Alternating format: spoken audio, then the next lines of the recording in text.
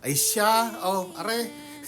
Sabi ni Sharon Garin, the DOE is pursuing around 24 billion in penalties and financial obligations from Solar Philippines. Solar Philippines was owned and founded by Leandro Laviste, who was a businessman turned politician, and na-terminate po ang contract niya. Actually, na-warningan siya noong 2024 na apply siya ngayon 2025. Ngayon, ang punto ko dito, sana nagbasa muna o inaral muna ni Leandro Laviste ang Clean Hands Doctrine bago siya magturo. Siguraduhin niyo munang malinis ang kamay niya sa kahit anong obligasyon sa gobyerno, di ba? Isa pa.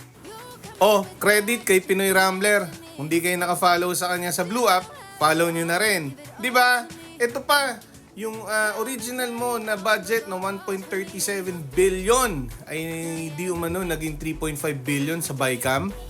May kinalaman. Tama, these are legit questions ha. Paano nangyari yon? May kinalaman ba ang nanay mong senador? Dahil membro siya ng BICAM, tandaan natin. Diba? Ito ang mga tanong na dapat mong sinasagot ngayon, Leandro Laviste. Hindi yung naglalabas ka ng kung ano nung dokumento na mahihirapan tayong lahat. I-authenticate yan. Dahil mismo galing sa'yo, marami ang may kopya. Tainted. Tainted na ang evidence na pinapakita mo.